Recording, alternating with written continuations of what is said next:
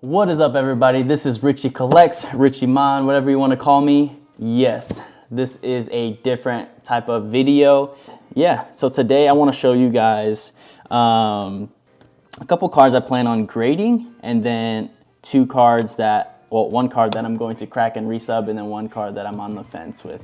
But we'll put that aside and get to the cards that I plan on grading here shortly and why. First card is a Jose Aldo. This is, let me make sure this is in focus here. Boom. This is a white sparkle from 2022 Prism, second year Prism. Jose Aldo, obviously this is a GOAT. Honestly, top to bottom looks decent. It's a little right heavy though on the card. But it's a white sparkle with the GOAT nonetheless, and I think it should grade pretty well.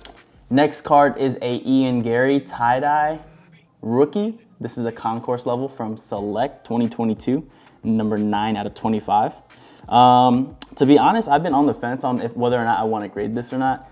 There's like some scratch marks kind of near his head there, but I just decided, you know what, if I'm paying under $20 to get this encased, I'm not mad at it.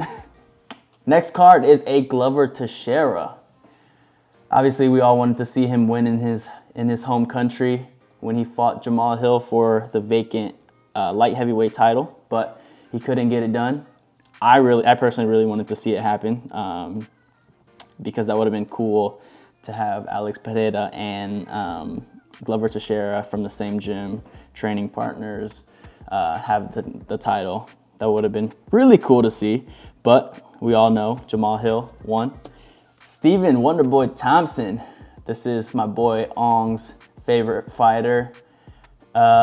This guy, it's hard not to like this guy. He's the nicest guy, nicest fighter on the roster by far. Just always in a good mood. I love his karate stance. He absolutely killed it in his fight against Kevin Holland. I loved all those kicks that he threw. But this is just the Chronicles, I believe, from 2022. Yeah, 2022 Chronicles. Honestly, this is probably like a $20 card. I just want to get it encased. Next card is a Mavsar. This is super clean card. This is from this inaugural edition. Obviously, the first year of Donruss Optic UFC. Rated rookie out of 199. This is 187 out of 199. And it's kind of special to me because this was straight out of the one hobby box that I bought. This is like the best card in that box, which is sad. But, you know, you can't win them all. And last UFC card I have here is a Aljamain Sterling Funk Master. This is a silver Prism flashback from 2022. Really, I just think it's a cool card. I should get it encased. Hopefully, Henry Cejudo comes out of retirement and fights this guy. I think this will boost this card up a little bit. It's nothing super crazy. But anyways, that's what I'm grading for sure. I'm gonna put that right there. I'm gonna show you guys this card right here. I got this in a trade at Saul's in Fort Wayne, Indiana, where I'm from. This was a part of a big bulk trade, probably the biggest trade deal I've done. I have a lot of people interested in this card, but a part of me wants to just get it graded, even though it's already sealed. I know a lot of people will say it's already sealed, just keep it sealed. But I feel like this could potentially grade pretty well, and maybe even 9.5 at Beckett. I've been looking it over and over and over and over, and I honestly don't know how I should send this to Beckett if I do get it graded. Do I leave it sealed? Do I break the seal, clean it up, and put it in a clean one touch or clean like top loader? I'm not super sure, but yeah, I don't know. We'll see. We'll see. I'm gonna leave this to the side. And then the last card I have here is a LeBron James Bowman Chrome rookie card, and this is a BGS 9 with centering a 9, edges 9.5, surface 8.5, bummer, and corners is a 10, which is pretty rare. I feel like I haven't seen many of the LeBron James Chrome rookie cards with 10 cornering, 10 with the corners. The gambler in me wants to crack this out, which I am. I'm gonna crack this out and clean it up. Hopefully it's nothing like, I'm looking over it and a lot of the scratches I see are on the actual case itself. I'm not super sure. Obviously centering isn't the greatest either. It got a 9. It's a little right heavy, but what I am seeing is there is a little white mark. I'm gonna move it up a little bit if you guys can see that. There's a little white mark right there. But the more I look at it, the more I think it's on the case. You will need a flathead screwdriver. I like to have a skinny flathead screwdriver just so I can get my screwdriver through and then lift up. Same with this side. I do it super slowly, but slow and steady wins the race. The main thing that you need are some pliers, and then with Beckett, you will need some scissors to cut it out of the sleeve that it's in. So without further ado, let me roll my sleeves up. Don't mind the little cracking noise. I'm gonna come over to this corner. I like to come to this corner and then just not get too crazy here. I like to keep this flat just so it doesn't lift up and then create a full crack through the card, because that makes me nervous.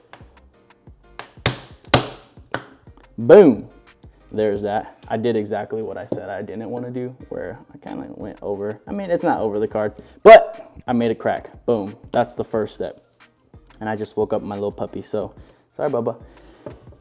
Second one, I do this other corner.